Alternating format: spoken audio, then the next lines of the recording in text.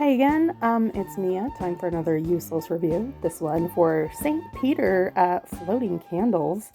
This is sort of an interesting vintage set. These little cork-bottomed floaters say it's from 1908, and it comes with these little, they're like kind of plasticky, papery, little floral things. There are 36 of them in this set, plus a couple extra bits, so we will call that maybe 38 and a half. They're pretty easy to put back together. It's just basically like a little wax-coated wick stuck in this little gripper thing right there. There we go. Anyway, let's take a look at the back. So in addition to this 50-cent price tag, it's got some very specific instructions. Shallow bowl and salad oil. I am guessing that this will do.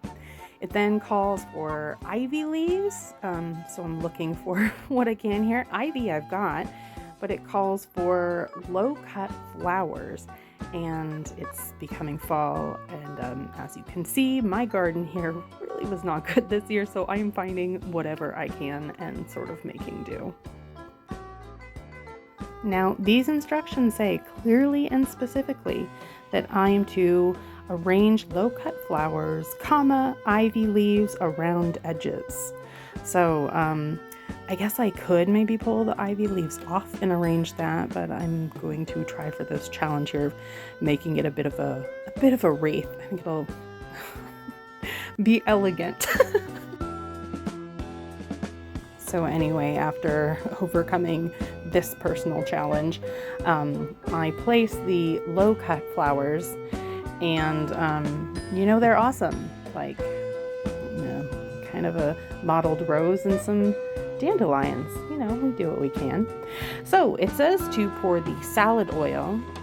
It says like Wesson or Mazzola, etc.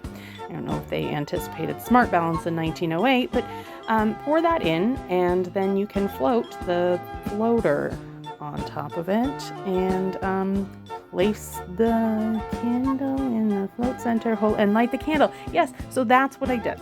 And it's crazy. It's too big. So I guess much like with normal candles, wick height matters.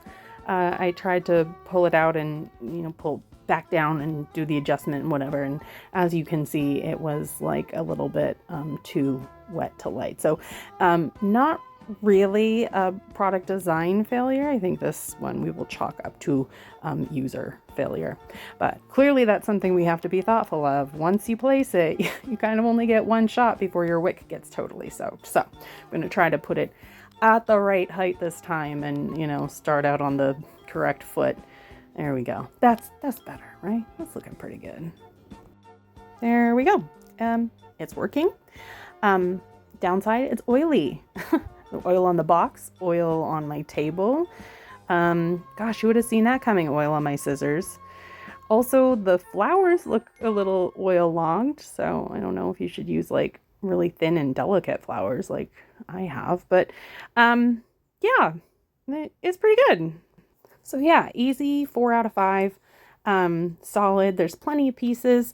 This metal, like it's kind of like messed up, a little gross, but the other one looks good. And hey, it is like over 100 years old, so let's give it a pass. Consider a bit of a DIY project, can be a little messy, but the effect turned out much cuter than I thought it would.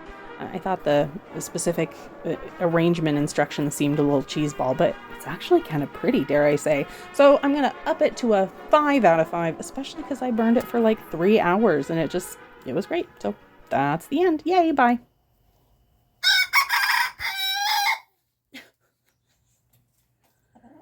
Broken? Oh my God. Girl, I get it. You're nice. Okay, but leave. What? Go.